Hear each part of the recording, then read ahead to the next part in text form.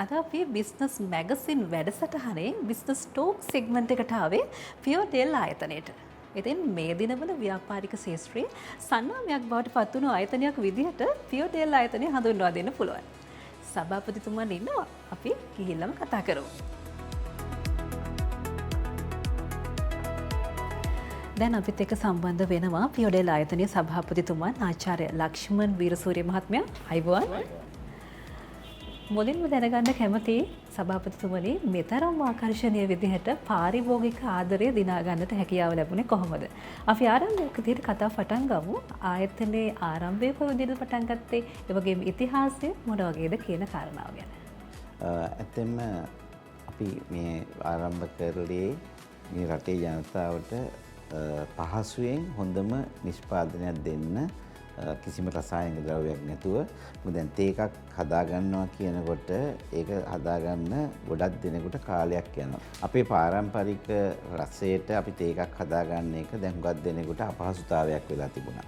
මොකද දැන් නවීන විදිහට ගිහිල්ලා තේ එකක් හදාගන්න ගියාම ඒකේ තේ කොළ විකුණන ආයතන වලම ගහලා තියෙනවා ටී බෑග්ස් වල එහෙම විනාඩි 3ක් තැම්බෙන්න තියන්න ඕනේ. ඊට පස්සේ ඒ විනාඩි 3 තැම්බුණාට පස්සේ තමයි ඒකට සීනි කිරිපිටි දාලා හදාගන්නේ. ඒතකොට මේ කාර්ය සම්පූර්ණ වෙනකොට විනාඩි 4ක් 5ක් ගිහිල්ලා. විනාඩි 4ක් 5ක් ගිහිල්ලා යනකොට තේකේ කොටසක් බාගෙට නිවිලා. ඉතින් මම බැලුවා ලංකාවේ පළමු වතාවට මේකට එහෙම නැතුව කොහොමද ඉක්මනින් මේකේ රස්නේ මිනිස්සුන්ට ඒ රසය ගන්න ඒ රස්නේ වෙනස් නොවි කොහොමද අපි තේකක් හදලා දෙන්නේ කියලා. ඒ නිසා මම මගේ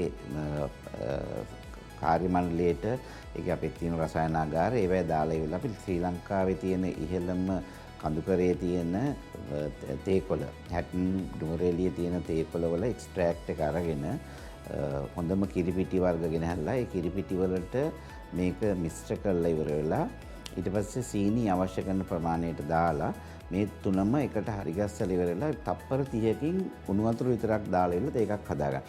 ඒතර තප්පර 30ක් කියන්නේ ඉස්සෙල්ලා විනාඩි 4ක් 5ක් ගිය එක දැන් තප්පර 30ක් ඇතුළත හැදෙනවා කියලා කියන්නේ ප්‍රශ්නය තේකේ ස්වභාවික ගතිය ඒ විදිහටම තියෙනවා. ඒ හොඳ සුවඳක් එනවා හදනකොට. මොකද දැන් අපි පාවිච්චි කරන දේ අමුද්‍රව්‍ය සියල්ලම ස්වභාවික. කිසිම දෙයක් ඒකේ රසායනික අන්තර්ගත වෙලා නැහැ. එහෙම නැතුව දැන් සමහර අවස්ථාවල අපි දැකලා තියෙනවා. දැන් අපි ආයතනයේ කොපි කරපු ගොඩක් කට්ටිය මාකට් එකට එනවා. දැන් කිරිපිටි අපි අරගත්තොත් එහෙම කිරිපිටි කිලෝවක් රුපියල් 2300ක් විතර වෙනවා. ඒ ස්වභාවික කිරිපිටි තමයි අපි පාවිච්චි කරන්නේ. ඒක සමහරට අනුකරණය කරන කට්ටිය ඒ කිරිපිටි වෙනුවට වෙන මොනවා හරි පාවිච්චි කරනවා ලාභදායී රුපියල් 400 500 ගන්න පුළුවන් වේ පවුඩර් එතකොට පාම් ඔයිල් ඒ වගේ දේවල් කලවම් කරලා ඒක ගන්න. නමුත් ඒ පාරම්පරික රසයේ ඔරිජිනල් තේ රසය එන්නේ නැහැ. ඉතින් අර මට අවශ්‍ය කරලා තිබුණේ මේ රටේ ජනතාවට හොඳම දේ අඩුම මිලට ලබා දෙන්න කියන පරමාර්ථය ඇතුව තමයි මම මේ තේ කිරිතේ කියන එක බෙල්ද පොළට ඉදිරිපත් කරේ. ආයතනයක් විදිහට ඔබ ලබාගත් ජයග්‍රහණ මොනවද? ඔව් ඇත්තම අපි කේපවතාවක්ම සම්මාන ලාභියලා තිනවා. අපිට ඇත්තම මේ කිරිතේක කියන එක ඉතාම ජනප්‍රිය වුණේ මේ කොවිඩ් කාලේ. මොකද දැන් කොවිඩ් කාලේ මිනිස්සුන්ට කිරි ගන්න තැනකුත් තිබුණේ නැහැ. ඉතින් ඊට පස්සේ දැන් අපි විදේශීය තියෙන සම්බන්ධතා අනුව අපි කිරි ටික ගෙනහැල්ලා මෙහි හරිගස්සලා ඉවර වෙලා අපි ඒක ලබා දුන්නා. මේක රටේම ජනප්‍රියතාවයටපත් වුණා. අපි ඊට අමතරව දෙය කරා අපි පාරිභෝගිකයන්ට ප්‍රතිලාභයක් විදිහට අපි වසර ගණනාවක් තිස්සේ අවුරුද්දකට 36 දෙනෙක් දඹදිව වන්දනාවට යවනවා. ඒකේ මුස්ලිම් කෙනෙක් හරි ක්‍රිස්තියානි කෙනෙක් හරි හින්දු කෙනෙක් හරි ඉන්නවා නම් ඒ අයට අදාළ ඒ තිරුපති එහෙම නැත්නම් වේලක්කන්නි එහෙම නැත්නම් මක්කම මේ වගේ දෙයකට අපි යොදවනවා. ඉතින් අපි හැමතිස්සෙම පාරිභෝගිකයත් එක්ක තමයි ඉන්නේ. මොකද මම මේ වෘත්තියේ අවුරුදු 40කට වැඩි කාලයක් ඉන්න නිසා මේ ආහාර නිෂ්පාදන ක්‍රියාවලියේ ඉතින් මට තේරෙනවා මිනිස්සුන්ගෙන් එන කම්ප්ලේන්ස් අර මේ ඔක්කොම. ඒකට සමහර වෙලාවට දැන් ගහලා තියෙන ඒවා නෙවෙයි පැකට් එකේ ඇතුලේ තියෙන්නේ. ඉතින් දැන් සමහර දැන් වල ඔබතුමිය දකින්න ඇති දැන් 3 in 1 කියලා ප්‍රකාශ කරලා තියෙනවා. නමුත් අනිත් පැත්ත හරවලා බැලුවාම මේ ಜಾති 4ක් 5ක් තියෙනවා. ඉතින් එහෙම වෙන්න බෑ. මොකද එතකොට මේ පාරිභෝගිකයක් රැවටීම. මගේ ආයතනයේ මම කිසිම දවසක ඒ ඉන්න නිලධාරීන්ට ඔක්කොම කියලා තියෙන්නේ හොඳම දේ පමණයි අපේ රටේ ලෝක ජනතාවට දෙන්නේ.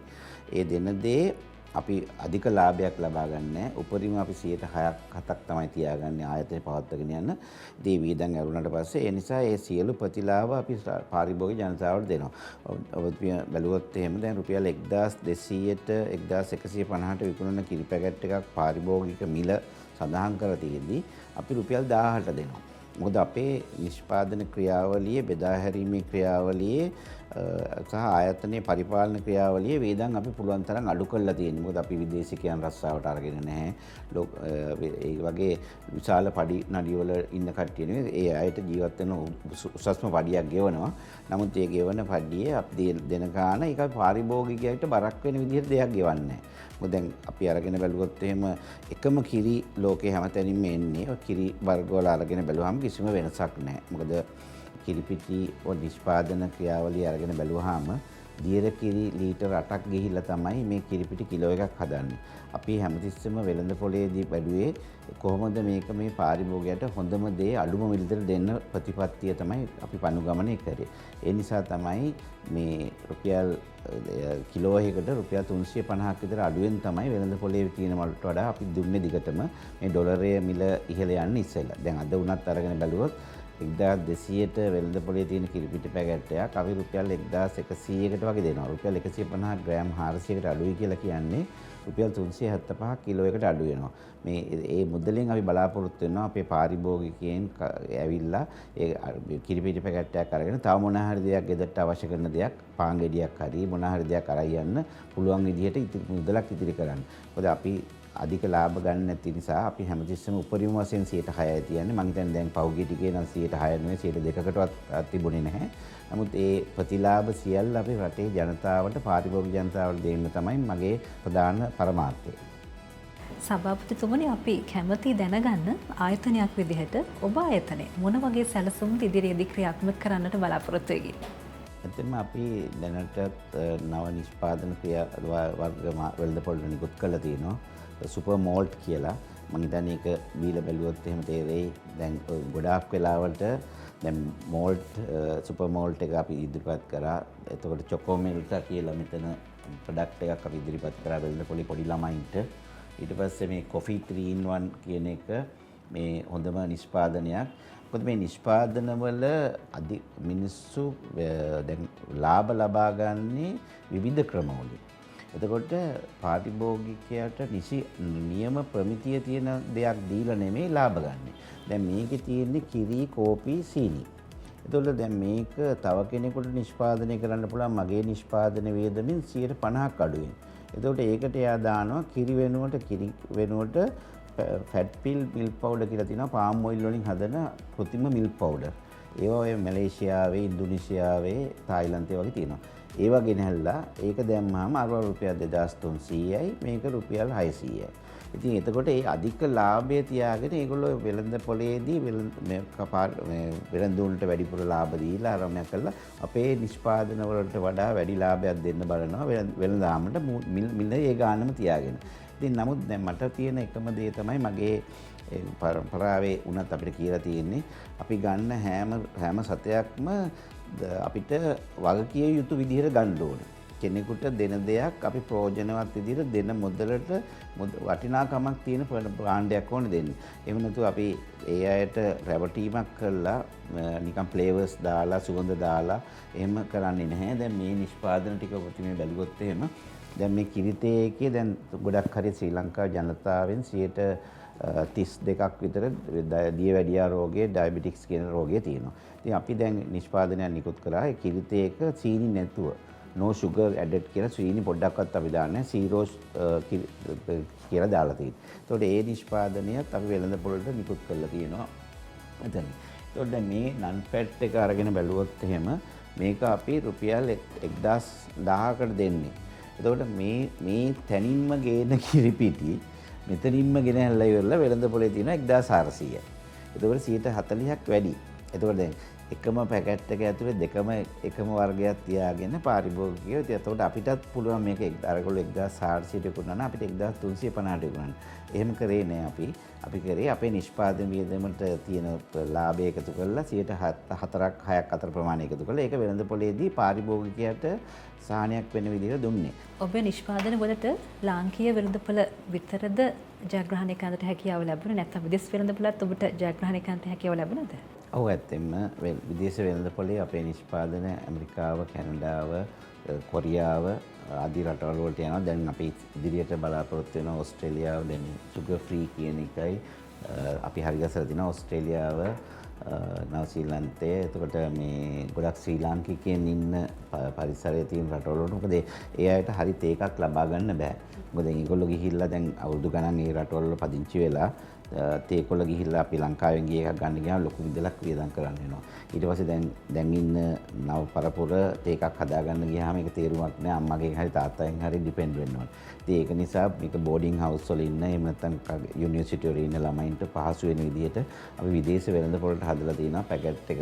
ඒ පැකට් එක කපුවාම එක කිරිතේ එකක් හදා ගන්නවා නම් ඒ කිරිතේ එක හදා ගන්න පුළුවන්. කෝපි එක හදා ගන්නවා නම් කෝපි එක හදා ගන්න පුළුවන්. චොක්ලට් හොට් චොක්ලට් එක හදා ගන්න පුළුවන් නම් චොක්ලට් එක හදා ගන්න පුළුවන්. ඒ කියන්නේ දෙමව්පියන්ට කරදර නොකර කාටවත් අඩු ගානේ විවාහක කෙනෙක් නම් නෝනට කරදර නොකර හරි Tamanගේ තේ කෝප්පේ හදා ගන්න පුළුවන් විදිහට ස්වභාවික රසය පාරම්පරික රසය ඒ විදිහට මෙන්න විදිහට තමයි අපි මේ නිෂ්පාදන හදලා විදේශීය වෙළඳපොළටත් දේශීය වෙළඳපොළටත් දෙකටම යන්නේ. දැන් අපි නිෂ්පාදන විදේශීය වෙළඳපොළට යන දේ දේශීය වෙළඳපොළට යන දේ කිසිම වෙනසක් නැහැ. දෙකේම එකම ක්වොලිටි එක තමයි අපි දෙන්නේ.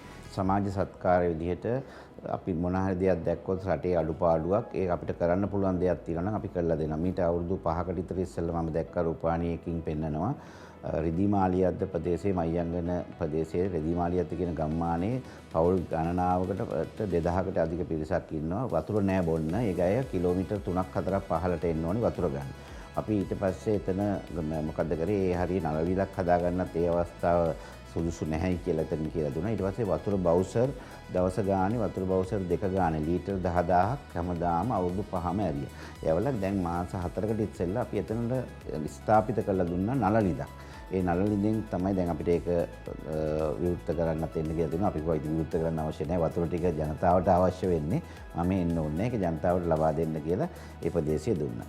මේ රටේ ආදිවාසී පරපුරේ ඉන්න නායකතුමා මම හිතන්නේ වසර ගණනාවක් තිස්සේ එතුමාට මුළු මාසෙටම අවශ්‍ය කරන ආහාර පාන ටික කලමනා ටිකත් අපි යවන්නේ අපේ ආයතනෙ මගින්. එතකොට ඊට අමතරව මේ කොවිඩ් කාලේ එතන හාමුදුරුවෝ 100ක් නමක් ඉන්න සාමණේර හාමුදුරුවෝ පිරිවෙනක් ඉගෙන ගන්න තැනක් සිළුමිණ පිරිවෙන කියලා පිළියන්දලා. ඒ සිළුමිණ පිරිවෙනට දානේ ලැබෙන එක නැවතිලා තිබුණා කොවිඩ් කාලේ මිනිසුන්ට ගෙනියන්න බෑ. ඊට පස්සේ කාට හරි උදව් කරන්න පුළුවන් කෙනෙක් කිව්වහම කරන්න කියලා. ඔය කොවිඩ් 2022 පටන් ගත්තා නම් අද වෙනකන් මුළු තුන් වේල මොකද සාමණේර හාමුදුරන්ට තුන් වේලක් දෙනවා. ඒ තුන් වේලම දවස් 365ෙම සපයන්නේ අපේ ආයතනයෙන්. එතකොට ඒ අවශ්‍ය කරන කලමනා ටික ඔක්කොම අපි හැමදාම යවලා කිසිම අඩුපාඩුවක් නැතුව කරලා දෙනවා. ඉතින් ඒ නිසා අපි හැමතිස්සෙම අපිට ලැබෙන ආදායමෙන් රටටම සේවයක් කරන්න. මොකද අපේ ආයතන විදේශීය ආයතන නෙමෙයි. විදේශීය ආයතන පරමාර්ථය තමයි අඩුම වියදමින් වැඩිම මුදලක් ලාභයක් ලබාගෙන ඒ මුදල් ටික පිටරට ගෙනියන්න. ඉතින් ඒක නිසා අපිට තියෙන වියදම් අපේ අවශ්‍ය කරන තැන්වල අවශ්‍ය නිලධාරීන් ඉන්නවා, බෙදා හැරීම නිලධාරීන් ඔක්කොම ඉන්නවා.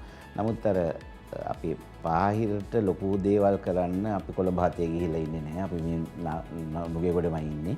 ඉතින් ඒක නිසා අපිට ඒ ලැබෙන හැම සතයක්ම අපිට පුළුවන්කම වෙලා තියෙනවා රටේ අවශ්‍ය කරන ජනතාවටගේ අවශ්‍යතාවයක් ඉටු කරලා දෙන්න. මගේ නෝනා දැන් අද ගියේ